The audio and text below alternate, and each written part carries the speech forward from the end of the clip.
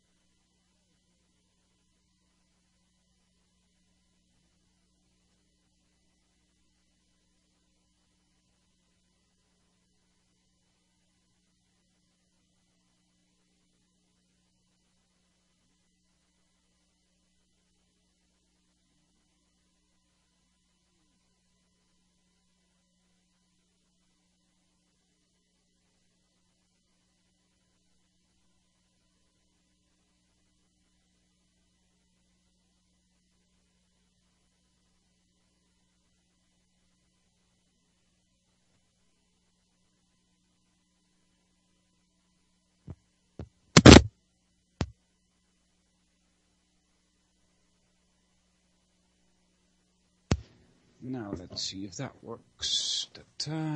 Yes, okay. Okay.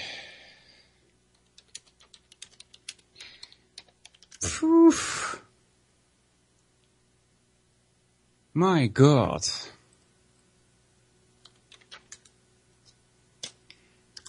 Blah, blah. It's Saturday, February 1st, 2014.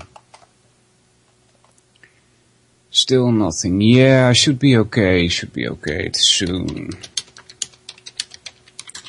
Let's see. Blah, blah. This wasn't supposed to happen, guys. Sorry. I'm so sorry, but things have gone terribly wrong.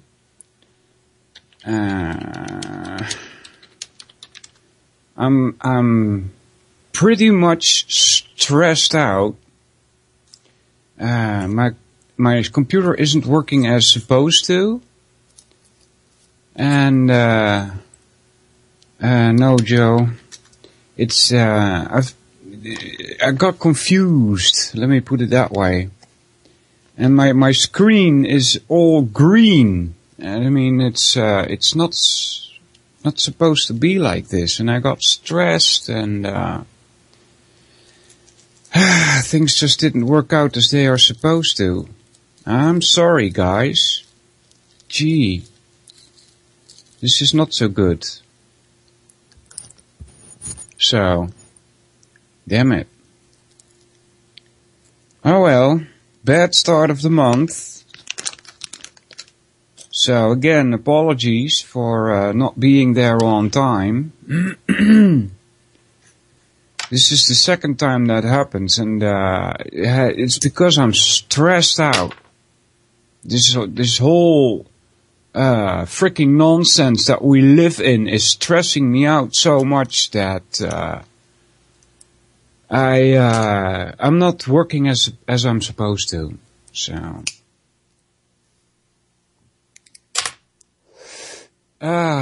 everybody in the chat, welcome.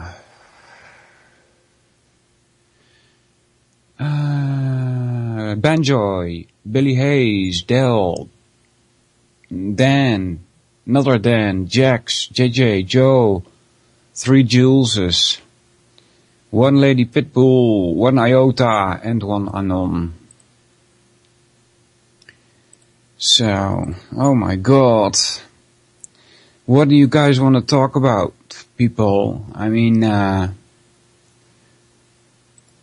could pick up with grammar, but if you guys have any questions, you can ask me in the chat. If you can get there via ucy.tv.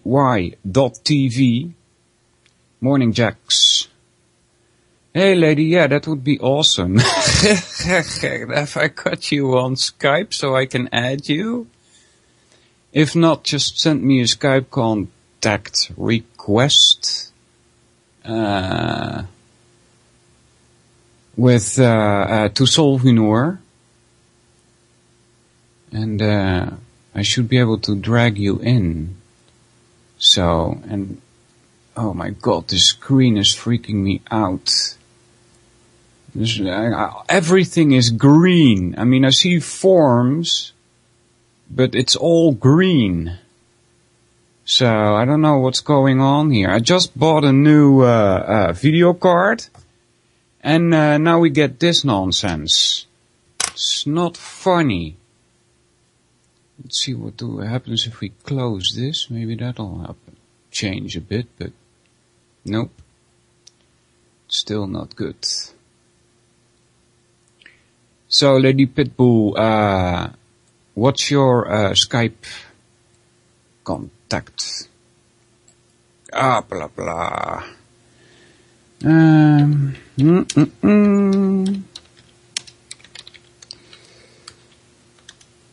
Phew. So, off from a bad start. Oh my God, and my cat is also freaking me out. He had a fight with probably with another cat, and there probably was some nail stuck in his head or something, and just sent it. Okay, to Solvinur, right? Yeah, there we go. Yeah. I'll get you in here. And search. How do we do this? Like this, I think. Yeah. Hi. Hey, how are you? I'm fine. Oh, well, I'm not fine, but how are you? Getting snowed in here. There's like a ton of snow hitting us right now. Okay. I love it though. It's great. Let me finish the story about the cat. Sure. So he got this nail in his head or something, and it got infected, and I had to take him to the doctor. And today is the last day of his pill session. So after today, I can finally let him out. And but he's been mowing like the last 14 days that this is really an outside cat. So, and he breaks down my house, especially at night. So, more stress. Wow, that's not good. So you think he got another cat's nail in his head or a real nail in his head? Yeah, cat's nail probably, yeah. Okay. Wow. Yeah, and it got all infected, but it's okay now. It's over now. The wound has healed. It was a really big wound. Ooh. Because of the infection that came of it. Yeah. Yeah. At first I thought it was not so bad, but it became worse. So. Did you have to take him to the vet? Yeah, I took him to the vet. Yeah. That wasn't so nice. I bet. Cats and vets usually don't get along too well. What? Cats and bats? Yeah, veterinarians. Oh, yeah, this one can. The vet was really astonished about him.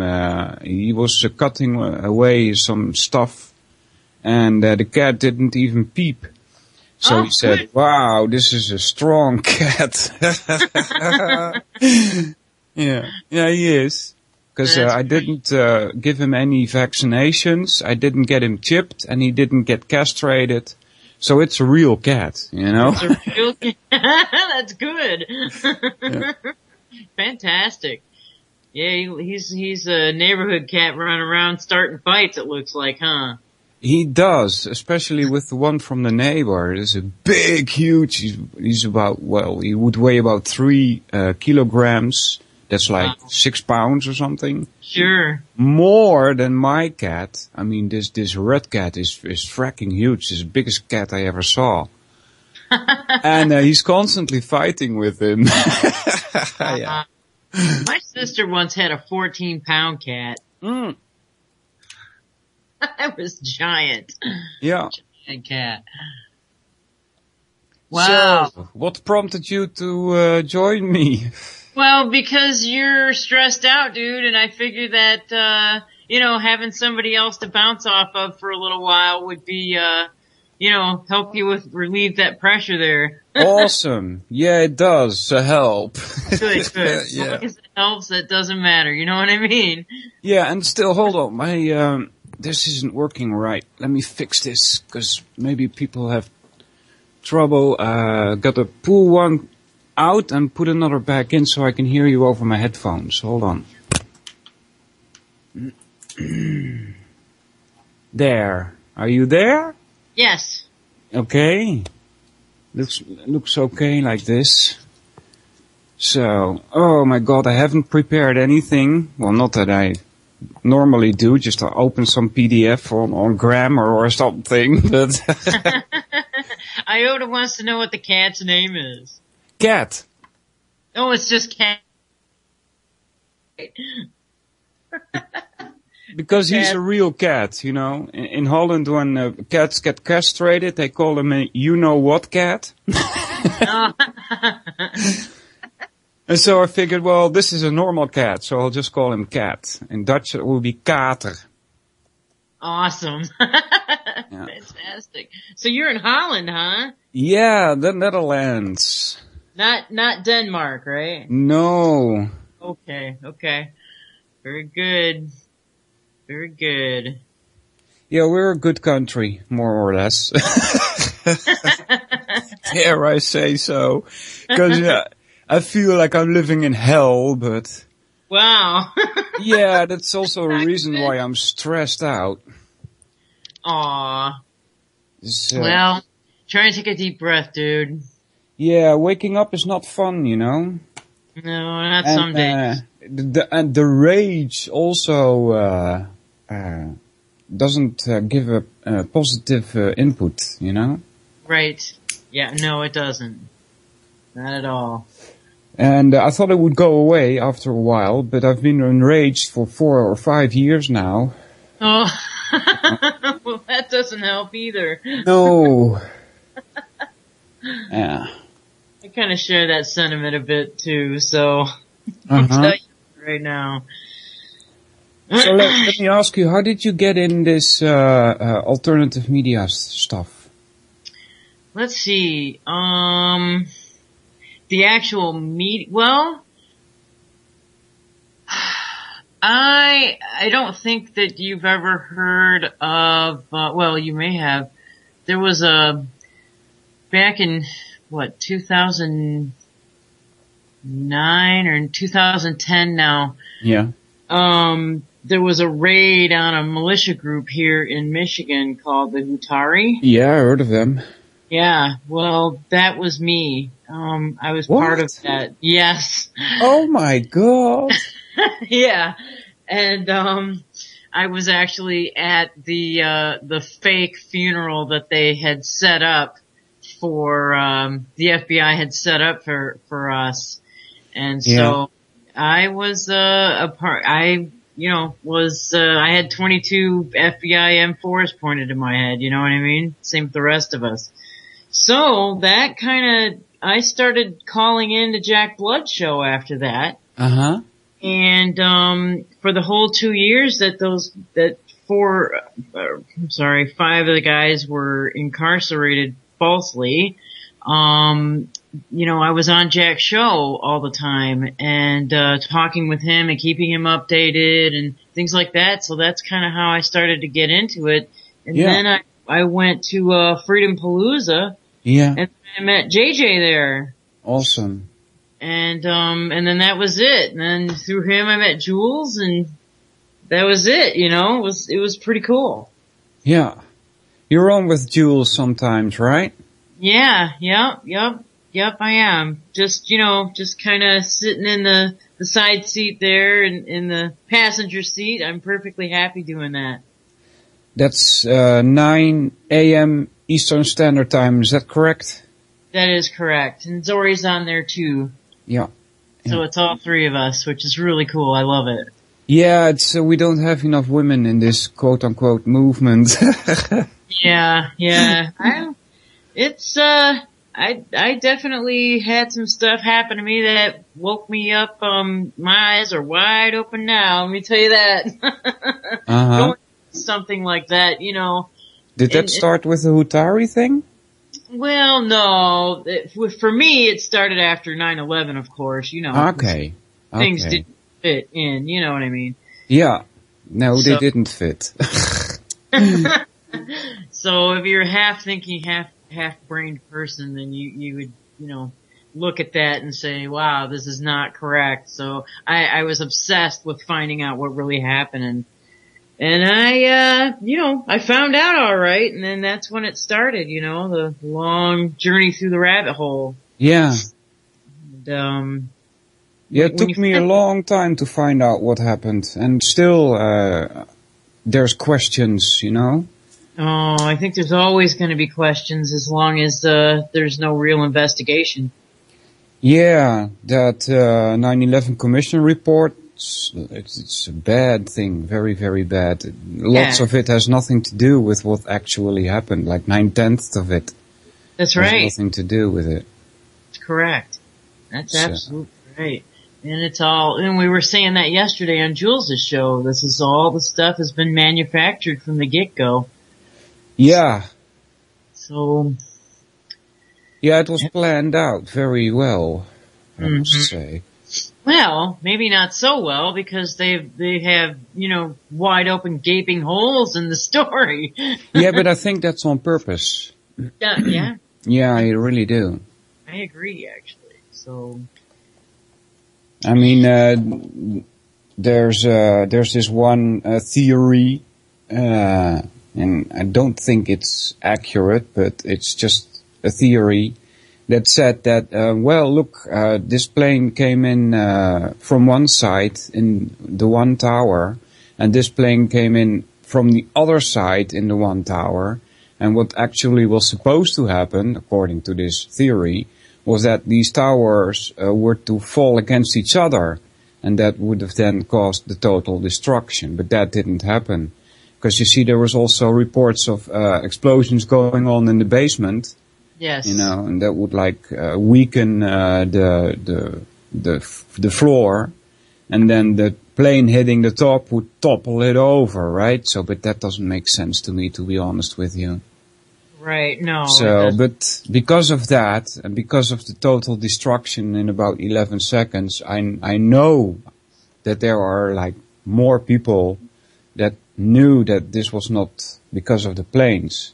And the planners also know this. Oh yeah, absolutely. So, without a doubt. They were expecting some reactions on this. And sometimes I think it's like that a lot of people, well, maybe not a lot of, maybe only a few, would actually start doing something like building websites, making radio stations, and so on, having demonstrations, and so that we would come out in the open and they would have a better grasp on what the people are thinking, Exactly. So it's I agree with that. It was definitely done on purpose with giant gaping holes. It's the same with Oklahoma City bombing too. Same thing all the way down the line. And with the World Trade Center bombing in '93. Yeah. Same thing there. So yeah, that didn't have much attention here in the Netherlands though. No, and I remember even way back then, I remember the guy coming out and said he was a FBI asset, I remember clearly. That's the one thing that I do remember from back then. Yeah. 93. And I never forgot that. And then when 9/11 actually happened again, I was like, okay, now tell me that they don't have something to do with this again. Mm-hmm. I mean, so. Yeah, it seems to be the same people, or at least the same families, down through the generations that organize these false flag operations and other non-happenings like Tonkin. That's right, Gulf of Tonkin, yes, right. And it's the same families because it's the same bloodlines that have declared royalty on the entire world, the entire planet. They think they've got to subjugate the citizens. Yeah. Yeah. We had a more or less a 9/11 kind of thing happening here in the Netherlands. Long time ago. And the strange thing was that I knew that what was told on TV that couldn't be true. They call it the Bijlmer ramp. It's the Bijlmer disaster. Oh, and it was an Israeli airplane from El Al, and it just had one pilot on board. It was some kind of military airplane. Really? Yeah, and it has 2 engines. And they say that this one engine got loose because the bolts were wrong or something. And then this one engine that got loose suddenly started moving forward and moving to the right and knocked off the other engine. And I'm like, yeah, right. What? You really expect me to believe that? An Israeli plane made in the USA? I don't know where it came from. Yeah. Oh, you mean like that? Yes. So, but this plane then crashed into a apartment building, and most of the apartment building was gone. And so that didn't make any sense either. It was like a huge explosion happened there. I don't know what was in the plane. Wow. And then there's pictures all over the internet about people in white suits scamming the area. And so the people started asking questions. Who are these people in white suits? And then they started denying that there were even people in white suits. Well, we have them on camera, you know. Of course. Yeah, so there's all kinds of things going wrong there. And I was like, yeah, right. But it didn't do anything else. It didn't set me on a path of investigating other things. And I just went on with my life, you know, so. Yeah, so it was an apartment complex that it was hit? Yeah, well, we call it like a flat in Dutch. Sure. We say flat, although it's not flat. It's actually more of a high-rise building. But compared to America, we do not have high-rise buildings, you know. Right. It was like a 13 or 14-story building or something like that. Interesting. It would be interesting to know, like, the people that were living in there, like, who was the real target here? Yeah, I don't know about that. If it was specifically meant for a group of people or something. It was a poor area. The Bijlmer is one of the poorest areas in Amsterdam. Okay, well. And I was thinking more that it was kind of an experiment. Interesting. You know, it really kind of looks like 9/11, you know, where planes fly into buildings. Yeah, absolutely. So, did that happen before 9/11 or after? Much before, yeah, much before. Okay. Years and years before. I don't know exactly when this happened, but years before, yeah. Interesting. That is very interesting. So I'm thinking it was some kind of experiment. I don't know what for though, but I never did really deeply research that. So. Well, with these people and the way they operate, who knows? I mean, they got their little playbooks that they follow, and, you know, it's impossible to know these people, like, who they really, really, really are and how evil they really, really are. They'll go to any lengths to recognize their agenda. Yeah. Yeah, that's awesome. That's awful, isn't it? Yes, it is. And I don't know. The question is, what the hell do we do about it? That's what I want to know. Yeah, that's also a good question. Yes. We've been under control for so long that it's hard for us to imagine what it would be like without any control like that, you know? Right. It's that whole Pavlovian, you know, responses that, Yeah, well, not only that. Did you hear about that experiment these so-called scientists did with the rats and fear? Did you hear about that one? No. Okay, let me tell you this. It's very important. There was a group of scientists, and they had this group of rats, and they started letting them smell magnolia or something, some kind of flower. And every time they smelled that flower after it, they got zapped by electricity. Oh, wow. And so after a certain times of doing that, when they started smelling the magnolia, or whatever flower it was, they got feared, right? Because, you know, they were expecting to get zapped, you know? Sure. And so they let these rats breed, and they raised up the small little rats that came from that. And they were never exposed to the same treatment. However, when they started smelling the flower, they got scared. Really? Yeah. That's pretty amazing. That's total controlled response. Wow. Unbelievable, right? Yeah, absolutely. So if it's just well, smell is particularly powerful, but it's not even a wonder. The television must be doing that to the masses. Yeah. It does have some kind of effect that we're probably unaware of. Oh, absolutely. I mean, sometimes, you're watching TV and just some of the sounds that you hear, like in some of the advertisements, they have this weird, I can isolate it, those high pitched tones to them, and it just seems like they bore straight into my brain sometimes. Huh. You know what I mean? And I gotta turn away or leave the room or wherever, if I'm like at work or something. Uh-huh. And, you can, the smell responses would trigger the same things as like sound and sight and things like that, but I think smell is particularly, more powerful than I think either sight or sound, if I'm not mistaken. So. Yeah, so it seems like, we as humans have, something we take along from our parents.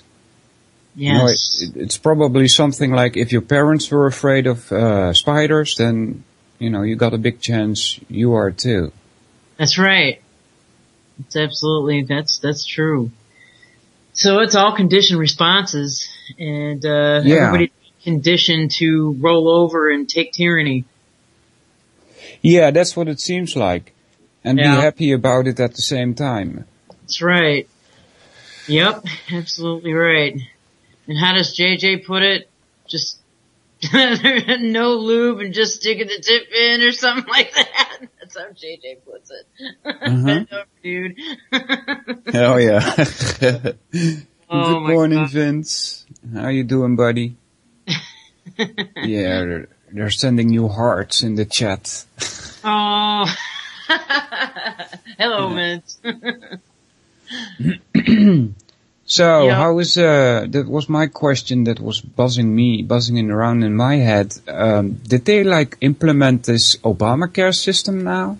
Over there? Yes, they have been, and I think I heard, yesterday that there was, there's children that need procedures done immediately, life-saving procedures, and right now docs are, they're honoring their Hippocratic oath, and they are going ahead and, without consent from these insurance companies, and they're just doing these procedures anyway. But hospitals can only tolerate that kind of financial hardship for just so long. Yeah. And that's probably what the plan is all along. Huh. Yeah. And I know last week, I know JJ's in there now. I know last week that there was a guy who died in the emergency or the waiting room of the emergency room. Oh. Yeah, so that's starting to happen now. Yeah, me and Jules read the article last week. Huh.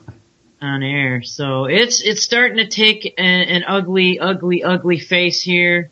I think some states are starting to nullify, but it's not enough. It's not enough. And I'll tell you, the communist socialist sect is really starting to ramp everything up, and they're using Obamacare type things to do that and to siphon all the people's money out of their bank accounts through healthcare, and using the IRS as their attack dogs. Yeah. So, yeah, we got that system here in the Netherlands as well. As far as I know, it was like that when I was born, so that's over 49 years ago. I'm not quite sure about it though, but that's what I think.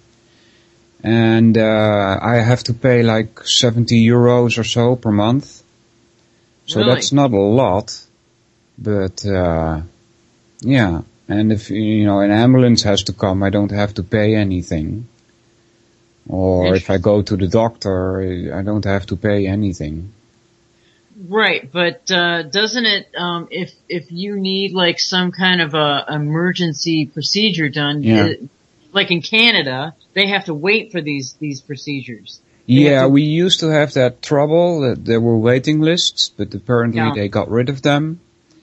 Yeah, it's only 70 euros, and I do have a own risk, as they call it here. Like if I have to buy glasses, like I did, I have to pay for them myself because the own risk is like 600 euros or something.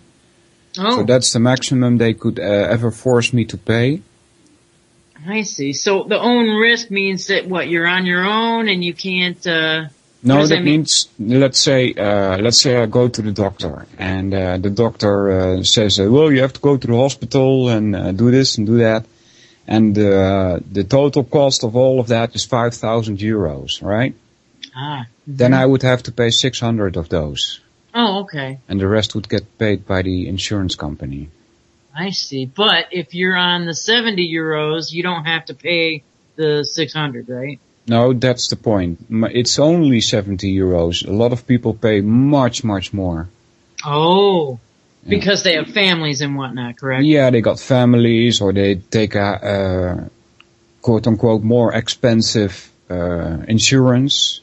Okay. I got the cheapest that I could find because I never see a doctor. The last time I saw a doctor was like 25 years ago or so. Wow.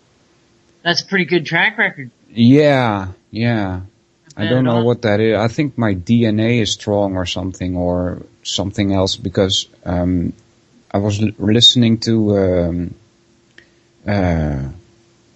what's his name again? Rupert Sheldrake. He's a biologist. And he's telling us that no, not DNA decides how your life is going to be. There's much more things like the environment, for instance, that decide how your body is going to react and how you are going to react. So. Well, also it's your mind too. Yeah. If you make your mind stronger, your body's going to follow. Absolutely.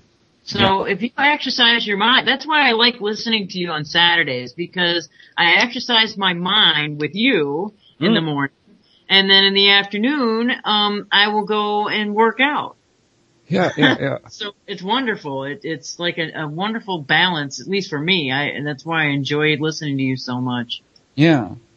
Yeah, my mind is fracked up at the moment, though. It's been like that. Yeah, a couple of last months, I'm like, blah. Well, I can't tell from your shows, that's for sure. So. Yeah, well, I hope so, because this is the second time now that I've missed my own radio show, and so that's not so good. That's really bad. Well, you're here now, and that's all that counts. Yeah, I'm here because I somehow automatically put on Skype, and Jules told me, "Where the hell are you?" And I'm like, "Oh my god!" That's funny. Well, I've got a deep love for philosophy myself, so. I've always, I've studied it in high school, and I studied it with what little college that I went to, and, I've always had a love for it, so, I thank you for talking about philosophical issues. Absolutely love it. Yeah, well, the point about that is that, I dare call myself a philosopher. That's only because, long ago when I was like 19 or 20 or so, 22, I don't remember exactly. I was sitting in a bar and I made these remarks, and all of a sudden the guy behind the bar says, you sound like Schopenhauer. And I was like, who the hell is Schopenhauer? I never heard of that guy. Yeah. So I went to the library and looked up Schopenhauer, and he's a philosopher. So I'm like, am I a philosopher? But yeah. So, but I never, sorry? Sometimes it takes something like that for somebody just to kind of drop a little dime on you like that. Yeah. So, but I didn't study any philosophy on school or something, so I don't know much about other philosophers except what I learned the last 10, 12 years since 9/11 regarding philosophers like Kant and Plato. Yeah, so. I'm 47 years old. And when I was in the 10th grade, I had a speed reading class. Awesome. And you're gonna think this is kind of funny. The book that I chose for my speed reading class was The Great Dialogues of Plato. Okay, yeah. Not that I really, in speed reading at that time in my life, did I absorb much of the arguments trying to speed read through that. Yeah. But hey, that was what the book that I chose, and it lasted the entire semester because it's pretty voluminous, text there in that book. So, that lasted the entire semester. Yeah. So, I've been into it since high school. I've always had an interest in it. Yeah. So Plato, he's a mystic. Yeah. Yep. He believes that there is this world out there. He calls it the world of forms, right? Mm-hmm. Yep. That's right. So that's mystical, and he got it from India or Egypt. Did he now? Yeah, I'm quite sure of that. Because, like, for instance, he also says there's 3 parts to the human. The beast part, the lion part, and the reason part, right? Yes. And so, but that's really the same as saying in India there's 3 modes of nature that influence humans' behavior, and they call it ignorance, passion, and goodness. That is parallel, isn't it? It is, because Plato also said the good, that's at the top. So he got it straight from India. Interesting. And then Aristotle is more like the raw, bare bones type of philosophical arguments, correct? Yeah, I think I like Aristotle much, much more than I do like Plato. I think Plato is a traitor, first of all. Yeah. But Aristotle brings it down to the ground, down to earth. Yes, absolutely. So I like him much better. And so, what Socrates then was an elitist? I don't know, to be honest with you. I don't either. I haven't read his works. I'm doing a study on philosophy and logic at the moment, although that has slipped last couple of weeks also, because I'm so stressed out. Aww. But I haven't seen any elitist tendencies with him yet. But you'd have to wonder, he's been a student of Plato, so he goes around in the same circles, Yes. And those circles were, back then at least, elitist then. Yeah. Yeah. That's interesting. It was the same kind of system, I might say, that we have at the moment. There's a ruling class, and there are the ruled, Right. And we all need to follow them, except that the ruling class doesn't have to follow it. Yeah. Yeah, that's pretty much it, right. Yeah, so what I read from Plato was a lot of information about how to rule people. There you go. Yeah. Did you start reading The Republic? No. I Okay. never got to do that. Yes, somewhere in the beginning there, not really the beginning, but along somewhere in the beginning parts, he's talking to I don't know if it's even imaginary person or not, but he's saying, well, let's say you have a sick friend, right? Yeah. And then Plato says, well, wouldn't you like to take care of him? And the answer obviously is yes, because he's a friend and I should take care of him. And then he says, well, he's so sick that you have to take care of all his property and make sure everything goes in order. And so you're in charge of his property, you know? Yes. And that's basically saying that the ruling class has to take care of the people that are sick, and they see us as sick, you know? Yes, they absolutely do see us as sick. Yeah. And they still do. They still have They these... still do. Yeah, they absolutely see it this way. They So see how do us, sorry? How Sorry? do we break the centuries old just grip over humanity like Yeah. this? Yeah. It's unbelievable that people wake up, actually, you know? Yes. That they are able to break out of it. It's amazing. But it's possible. It's It absolutely is. possible. So, Yeah. It does take something, though. yeah, like a 9/11 style event. Something like that. Yeah. In my case, anyway. Yeah. And Yeah, I know same. that doesn't go for all people. Like, there were people awake before 9/11, but... Yes. Oklahoma City. I mean, there's just these big events that happen that just, I don't know. And I'm sure throughout history it's been like that as well. I mean, but the internet and the computers and things like that have made it kind of easier, even though they were designed as Trojan horses to get into everybody's, homes. Mm-hmm. It kind of backfired on them in a way too, where people are now able to have information and process it like, you know, so fast, like no other time in history. Yeah, there's a good side to it too, that we are able to communicate with each other. Absolutely. So- Instantly from the other side of the world like we are right now. Exactly. So it kind of backfired on them. Yeah. But then again, you know what I mean?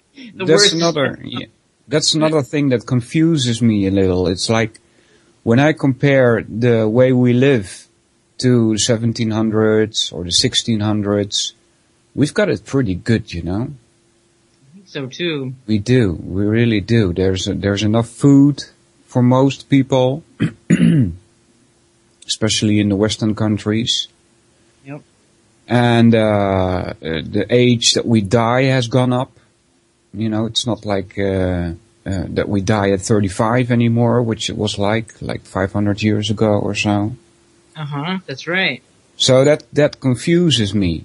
You know, it's like, well, why did they let this control go, you know? Why does the ruling class let us have it so quote unquote good compared to 200, 300 years ago? That's a fantastic question. That's definitely one to ponder. Yeah. It seems to me that, perhaps maybe they've let it go too far and they're about ready to yank it back on a global scale pretty soon. That's possible that they had no choice but to let it go because of the technological advancements and stuff. That could very well be where they had to reposition themselves so that they can roll out the robots and roll out the artificial intelligence and things like this nature. Yeah. Yeah, it could very well be. Because also, like, Europe has always been a war ground. Lots and lots of wars always in Europe. Oh, yes. Except for the last 70 years here in the Netherlands. We haven't had a war in 70 years. And that's quite amazing as well. Yeah, because, Europeans have always been fighting over, you know, borders and you know, things like that nature, correct? Yeah. France and England always at war. And sometimes they were friends, but... This is the so-called reason for the European Union, though, so that these wars don't have to happen anymore. Yeah, Jacks in the 1800s, 1900s, probably, but I'm talking like 1500, 1400, 1300. Oh, yes. The average age was about 35, 40 years old. 40 years was like a maximum, and then people died. Wow, that's amazing. Yeah. Absolutely. Nice Wow. pitch. Zori says, I think it's going as planned. Yeah, I think so too. I agree with that. Thank you, Zori. Yeah. I totally agree with that. Yeah. Going just the way they planned it. Which is so, again, the question is, how do we break out of this as a human species and reclaim our humanity? These are philosophical questions which must be answered. Yeah. I think one by one, and if we stop supporting the system, like feeding the beast, it will collapse on its own. I think that's totally true. But the problem is, what will we have in its place? It's whatever we make it, I think. Yeah, I don't know if we can make it. Well, really, I live in a little rural town here in southeast Michigan. Yeah. And, we've got everybody tries to buy local here. I buy, local meats and local eggs and local vegetables when the farmers market's here in the summer. Literally, I almost sustain myself within this little tiny community here. And people are pretty much like-minded around here. And we have people of our like mind have gotten into local positions here within the elected community, and we're starting to take it back. Awesome. Yeah. But they don't like it too much because they're starting to, shall we say, intimidation tactics are starting to around this little tiny town. So, but hey, we won't be intimidated. So that's the bottom line there. And people have to not live in fear. And then everyone can take their own communities back. And that's where it starts, within, your own community. So, yeah. And we're all living proof of that. Yeah, we as Dutch kind of lost that. We used to have borders, like when I was young, so to speak. Not that I'm old, or I don't feel old actually, although I'm 49. But we used to have borders, and when you went to Germany or Belgium, those are the countries that are bordering us, you had to go through this line, and you had to show your passport, and people coming in also had to show their passport, and sometimes the border patrol would check your car if you didn't have any illegal substances or things like that, That's right. And that's all gone. So that kind of destroys the country, Well, yes, that, and like I was saying earlier, that's because of the European Union. Exactly. Yeah. So now any criminal can get in our country. Sure. That, or any person from another land can get into your country pretty easily. Yeah, pretty easily. We have lots of illegal aliens. And then these illegal aliens, they get treated more or less more free than the Dutch people are. That's the same here. Same exact scenario here. Yeah. That's not an accident. Exactly. That's design. Planned. Yeah. Very much planned. It seems like they are doing that to destroy the society that we live in. They are. And because they have to bring down the culture. Yeah. They have to break down the cultural barriers so that, perhaps maybe they want to start race wars, or they want to, there's probably a myriad of reasons. Yeah. For them to do this. Economically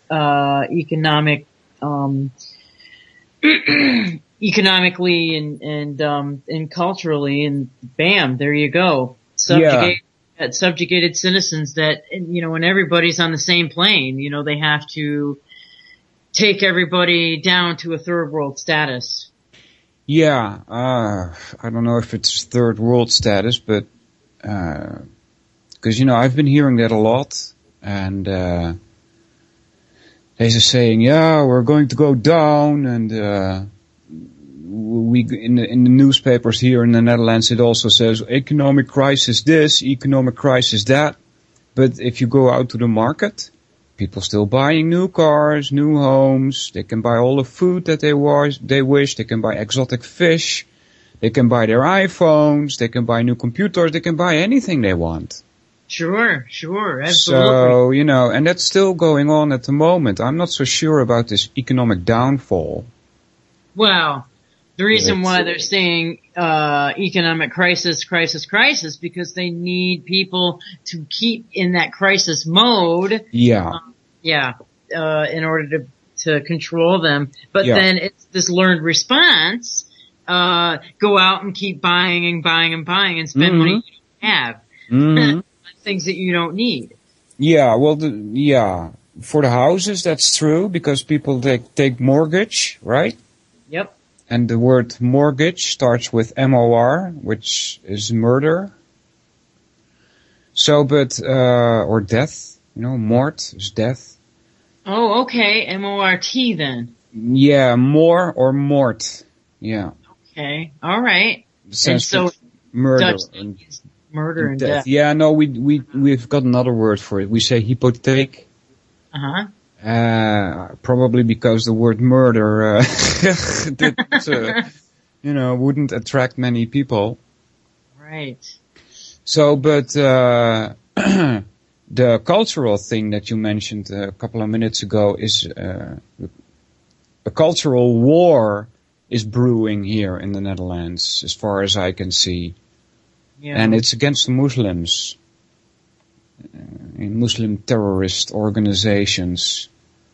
Yeah, yep, that's right. There's a political party here in the Netherlands. They dare, and I wonder how they dare call themselves this, but they call themselves Party for Freedom. That's a joke. Yeah, that's a really bad joke, isn't it? Yeah. But, sorry? Usually when groups call themselves things like that, it usually means the exact opposite. Yeah, exactly. Yeah, but this party is building on the whole 9/11 thing. And they say, well, it's the Muslims that did it. And, never mind Saudi Arabia, right? Right. But, never mind that. They say they want all the mosques gone. They want them torn down. Wow. So that's basically the same thing as Germany did with the Jews, right? That's right. It's the same thing. But, I'm almost ashamed to say this, but these Muslims need to take their culture and their belief system and go home. I'm serious. Yeah, well, exactly. But the thing is that this Freedom Party or whatever that is, or whoever that is working on, and they're operating from a perceived terroristic threat. Yes, correct. Yeah. So that's just as dangerous as a real threat. Yeah. So, if not more dangerous. Yeah. But it leads to all kinds of strange outlets by other politicians. Like we have, for instance, we have a lot of political parties, and so it's really, really bad. Having more than two wings on a bird doesn't help. Yeah, that's right. Yeah, so, but we have here the VVD, they call it. What's that? That's another political party. VVD, what does it stand for again? The one V is for freedom, I think. I'm not sure. But it's a right-wing party. Mm-hmm. I'm afraid I don't remember the exact name, but it's an acronym, right? VVD. Yeah, yep. And one of their leaders, they are on more or less on the far right. One of their leaders said, and I really hate him for this. He said, if 66% of the Dutch people want Sharia law, then we shall have it. Really? Can you believe that? Really? Can you fracking believe that? That's crazy. That's insane. It is. And talk about stirring the pot. Exactly, yeah. That's by design. People will go crazy hearing something like that usually, you know what I mean? It sounds to me like they're trying to really start race wars there. That's what it looks like to me also. Yeah. Plus I also suspect, that they're, and this is just a suspicion, right? I give it about 10% chance of being true. Yeah. That they are, placing people in society, in bars and open places, and I've heard these people speak. And they, condemn, and these are Muslims, right? Yes. They condemn other Muslims for being too soft. Right. Right. And that's also on the other side, designed and staged and planned as well because of what it's the same thing with the Mexicans here. It's the exact same thing. And I know I had a friend who lived in Sweden, the same stuff's happening there. Same thing.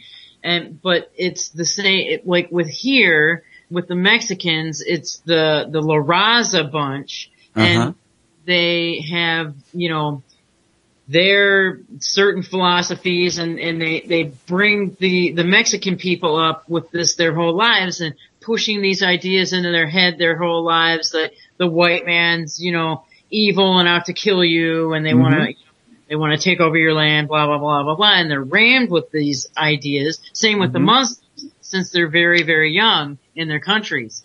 And it's exactly, it goes right back to what we were originally talking about with the Pavlovian responses and the conditioned responses. So absolutely, I think you're right on that, right on the money. I wonder if these gang leaders even know that they are being influenced to do this. Right, they don't. They don't. Probably don't, right? Not at all. So they go along with it, and they perpetuate it, and they're being used as pawns. Yeah. That's an argument, though, about these white people, because if you look at who's in control, there's a lot of white people in there. I would say so, and I would say that the bloodlines are mostly Anglo at the very highest levels. Yeah, that's what it looks like. They call it the Anglo-American establishment, right? Yes, absolutely. Yeah. So these terms are they have meaning. That's for darn sure. Yeah. And people who take this stuff seriously and allow themselves to be manipulated by words, as you have spoken on so many times before, this is why we're in the state of affairs that the world finds itself. Yeah, yeah. We got indoctrinated in school also a lot about how bad the white people are. That's right. Yeah. And so it's designed to bring in say me and you and people like us, white guilt. And like, we have to be so guilty of what happened to the Native Americans. Yeah. We have to be so guilty about what happened to the blacks. We have to be so guilty about what happened to, this and that and that. Where everybody is failed to recognize it's the elites. And it's not even really religious, like wars and things like that. It's the elites that start this stuff and propagate it throughout the centuries. Yeah. Yeah. And people blame religion on this a lot, on these conflicts. That's not true either. Religion has been hijacked and used for purposes that are not so good. Yeah. Absolutely. And people need to really start to wake up and see these things. Are you religious? I am, but I do not tell a whole lot of people about it because it's something between me and what I think is God. So, okay, yeah. You know what I mean? I'm a spiritual person. That's how I tell it. I'm a spiritual person, and yes, the Hutari group that I was involved with, those guys are extremely Christian based. Christian militia group. But Okay. I have lots of people that I associate with. I have extreme Christian people that I associate with. I have, on the other hand, extreme left-wing anarchist punk rockers that I have been friends with for years and years and years and years. And I have atheist friends. I have homosexual friends. I have, right-wing, you know, like skinhead friends. You know what I mean? Honest. And so I consider myself a well-rounded individual because of this. Yeah, yeah. Yeah, I'm not religious myself. I wouldn't say that I was religious, but, and I'm not spiritual either. Mm-hmm. I mean, the word spirit, comes from Latin, I believe, and it means breath. Oh. To breathe, respirate, you know? Well, if that's the case, then everybody has to be spiritual. Because Yeah, everybody breathes, right? So. No, but I think that's just I think the tie-in is here. If you don't breathe, you die. That's right. You see? So. We're all spiritual. Yeah. That's correct. But, I don't throw out the baby with the bathwater when I say that, I'm not religious. The point is though that I can't say I believe in this God or I believe in that God, because as far as I know, all of the gods that have been presented to us are false. They're fake. They're non-existent. Right. But I do think that there is something unexplainable. Yes, absolutely. I do not go to any kind of a church because I don't agree with the dogma. As Jules was saying just yesterday, in fact. I do not buy into the dogmatic stuff at all. But then there are, you know, other things, like what you were just saying. There is something unexplainable. And when I was young in high school, I used to study,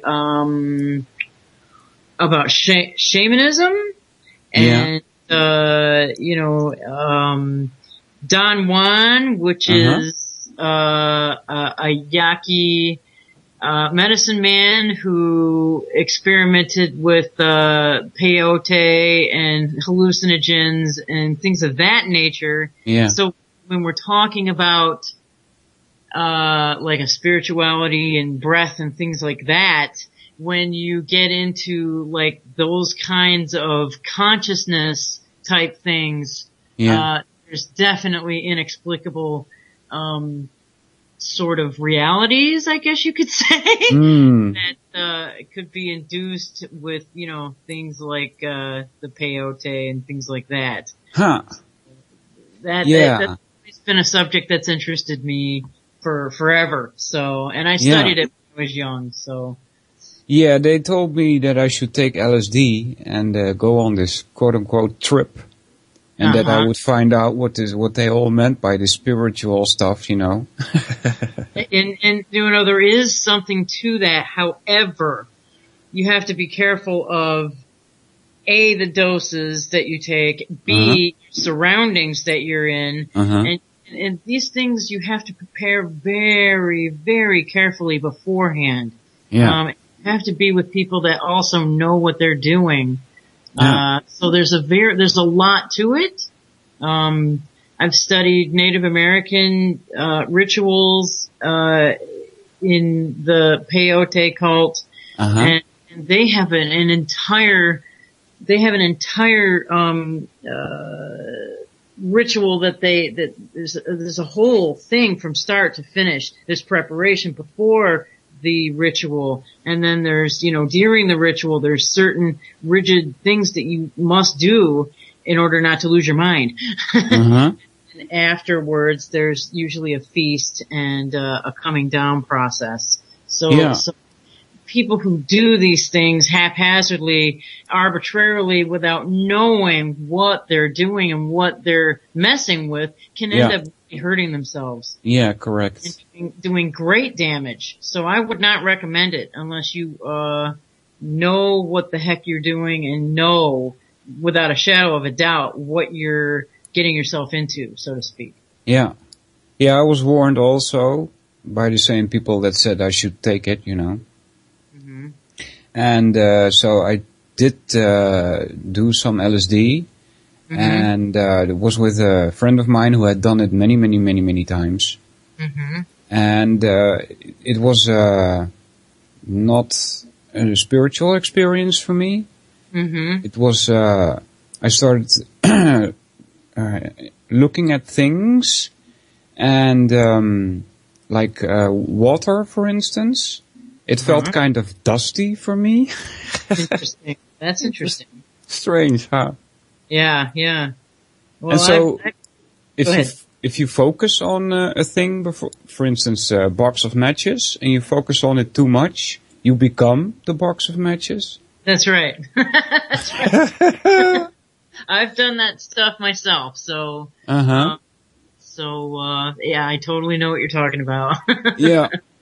So those are strange experiences, but I wouldn't call them spiritual. At least not as the Christian spirituality that I've been indoctrinated with, you know? Right. That's right. Yeah, one definitely doesn't have to do with the other. However, they are linked, even though people out there would be very appalled at what I just said. I didn't mean to offend anyone. However, they are linked in ways that people don't really understand. So, I prefer to look at things as the Native American Indians on this continent.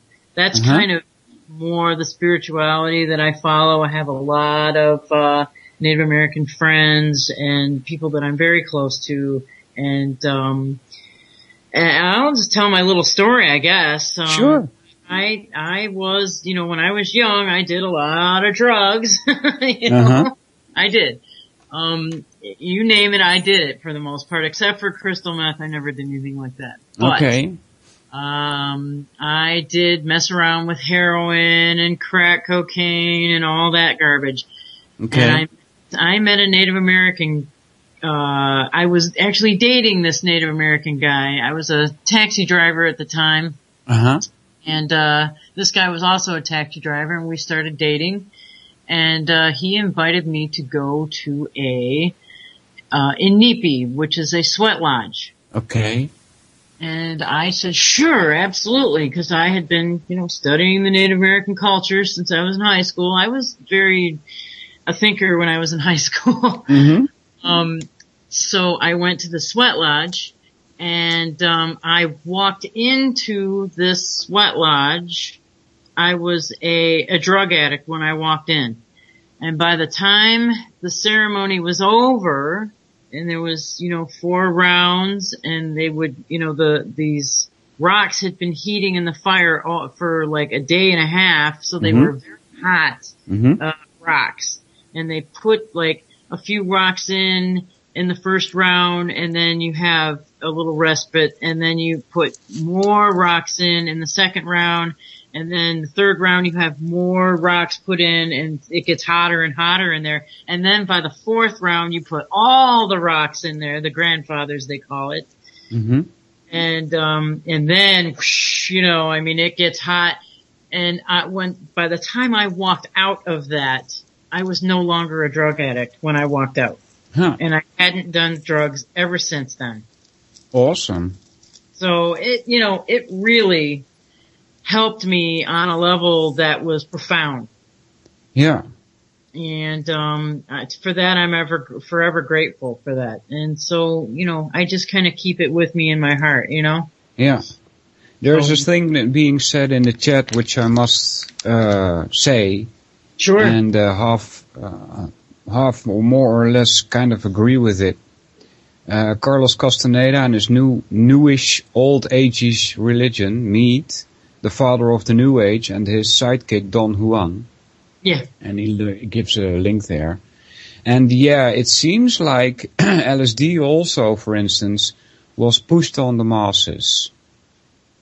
Yes. You know, so that's not for nothing. It's a kind of control also.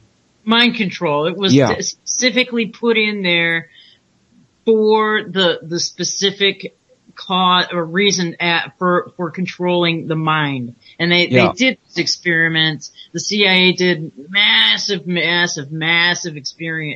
experiments back, you know, in the 50s, 60s, 70s on this, where they were injecting LSD directly into the brain stems of these. Yeah, they were throwing it over the walls at the universities as well, you know, free LSD. Yes, absolutely. So whenever that happens, you have to be very suspicious, you know? Absolutely. So, but do you know what ayahuasca is? Yes, I do. Do you know how those people got to know how to make ayahuasca? Where did that knowledge comes from? Okay. I've got one. Sorry, go ahead. South American shamans use ayahuasca. I don't know how they came to use this, but I believe that they use it in healing ceremonies of you know, to heal the mind. You know, that's their psychologist in a way. And it's supposed to be you know, similar to LSD and things like that. Yeah. I've got one suspicious source for where this is supposed to be coming from. The suspicious source is I'm so bad with names again.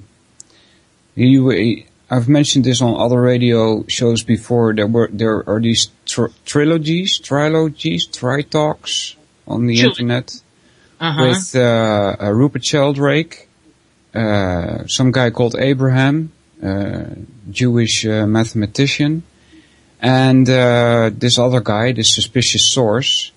He's dead now. I don't remember his name. So bad, because he's been in the news lately as a suspected CIA agent. Figures. But it's not for sure that that's true, but it's a possibility. It's either that or he's a unwitting dumb nut, so to speak. He was promoting this drug use all over the place. He was having some cemeteries. What do you call that? Not cemeteries. Giving talks to people in big houses. Seminars, right. He gave seminars on it. And he was asked where did he ever find out where this ayahuasca came from? And he said that he had talked to the shaman. And that he asked the shaman, well, who came up the first time with this recipe? And the shaman was supposed to have said, the plant told me. Yes. In fact, yes. And yes. Yes. and you know, I believe that. And I know that sounds silly. But there are Native American people that claim that rocks and trees and rivers can talk and mountains can talk as well. You have to be on the right frequency in order to hear it. So that's not so strange. Uncommon. Yeah. Yeah. Because it's this mixture of roots and leaves. And, you know, there are so many roots and leaves that, you know, you don't come onto this by coincidence, you know? Right, by accident. That's right. Yeah. So, yeah, absolutely. So, you know, that, and this is part of the unexplained things. Exactly. You know, so who's to say it's not true? We can't disprove it. You know what I mean? Yeah. He came up with the concoction, so that's some sort of proof that the plant maybe actually did tell him that. Yeah. You know what I mean? Yeah. I think it's possible. I think anything's possible. That's also an unexplainable thing to me. It's like there's so many plants on the earth, and many of them are useful for us. That's right. You know, and there's receptors in your brain especially made to accept these keys. That's that right. that are in these drugs. So that's also doesn't seem like it can be a coincidence, you know? Right. Oh, absolutely. Now, I'm having computer problems suddenly myself, so if I cut out, Okay. yeah, my whole Firefox just crashed, so, Okay. Well, you're still here. okay, good. As long as I'm still here, that's good. Yeah. Just to give you a heads up, I don't know what the heck this thing's doing, but I'm not gonna touch it right now since we're still connected. That's no problem. Okay. But so there seems to be like two sides to this story. There is. There's the destruction via the drugs and the unexplainable side of it. Yeah. Right? And some people could call it enlightenment. Uh-huh. You know. Yeah. But you have to know what you're doing. You absolutely have to. And I know, like, I don't want to really bring up David Icke, but I'm gonna bring up David Icke. That's okay. He says he has had this same experience. And I believe it was with ayahuasca. I believe. I can't be fairly certain. But he went to South America and was, with the shamans there. And, you know, apparently he did have a spiritual experience which changed his whole life, which set him on the path that he's on now. So it's very powerful information that you get when, you utilize this kind of, keys, I guess you want to say. So, indeed, interesting topics. Yeah. David Icke is, I don't know about him. He went to, give a seminar, you call it, right? Yes. Yeah, a seminar here in the Netherlands also. It was quite expensive though, to, listen to him speak. So that was one of I call that a red flag. Yeah. Yes. Absolutely. When it's too expensive for the average person to really afford, then yeah. Cause you wanna, I mean, if you have something to say, obviously you're gonna wanna make it, as widespread and affordable as you possibly can. Exactly. So start charging these exorbitant rates to have, you know, I mean, and this guy can fill giant stadiums. And if you're doing it at like $100 a head, oh my goodness. I mean, you make a lot of money, right? Yeah. And that's suspicious in my opinion. Yeah, well, you have every right to, voice that suspicion, I think. So. Yeah. There you go. So it's not like a lot of people on UCY.tv, you know, who do everything for free, and it's not like Jules, who gives away this airtime for free, you know. That's exactly correct. Somebody's out there paying for this, people. Absolutely. Yeah. That's why we all have to step up and try and help her out and do our part. Because indeed.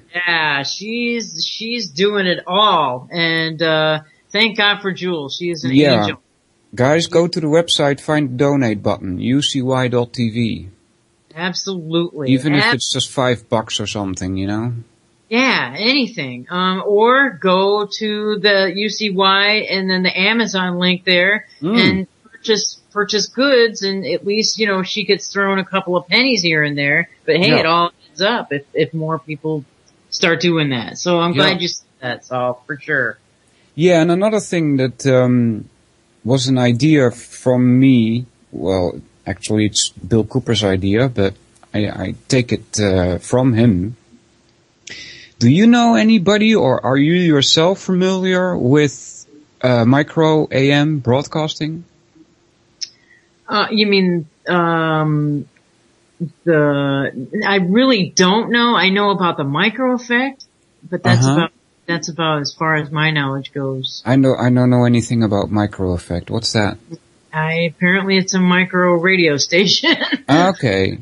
So. Yeah, because you can have any citizen can have up to 99 watts transmitter. Oh, and start broadcasting interstate. So don't cross the border with that. But interstate is okay. No, not interstate. Interstate means From state to state. Across state borders, right? Yes, yes. So not interstate. Make sure you do not cross the border with your broadcast. But Right. that would be a good idea for us, because if you have like such a micro broadcaster for a city, for instance, and you start streaming UCY.TV on that, there will be about 1 to 4% of the people actually starting to donate. And that would help us grow, you know? That's right. That's absolutely right. And I know back in the 90s, the micro radio station was really being pushed like hard. But now I think it's less because of the internet. I'm not. Yeah, that could possibly be true. Yeah. Yeah, and I know it costs quite a bit in equipment, to start. $1,000 about. Oh, okay. That's not bad then. Yeah. That's not so bad, is it? No, not at all. And so you're just pretty much broadcasting to your small little area then. Yeah. Yeah. One town or something, Yep. That's interesting. And if you get that one town and a small percentage of those people start donating, then you can buy another micro broadcasting equipment and start, spamming the next town, Yeah, that's. So that's a way to grow. Yes. And take over the airwaves, actually. Yeah, which is needed, still needed. Even Yeah, so if there's anybody out there that knows how to do this, get in contact with me, solvinur2@yahoo.com, or get in contact with UCY.tv, and let us know how this works, because I don't know how that works, how you're supposed to do that. Yeah, and I'm not sure of the details of that either. Yeah. It's darn well interesting, and with all these radio stations that are on the internet and all these alternative news sources that we now have out there, we are literally putting CNN and things like that out of business. Yeah. Because nobody is trusting them anymore. That's what it looks like, yeah. Which is Although good. people here in the Netherlands, they're still stuck on TV. Sure. Oh, yeah. They sure are. They'd rather watch Wheel of Fortune or something, They have Wheel of Fortune there? Yeah, like decades after it was a hit in the United States, they bring it over here. Oh, my goodness. Yeah. Oh, my goodness. You guys get all of our stuff we don't need anymore. The crappy stuff, yeah. Well, they still have it over here still. I mean, They still do. Okay, yeah. Absolutely. That and the Jeopardy and all that crap that I never watched, so. Yeah. Yeah. So we've got a lot of work to do, but it's possible, Absolutely. I think it's possible. We're doing it, actually. Yeah. People are doing it. I see that as our future, that we conquer the airwaves. Heck yeah.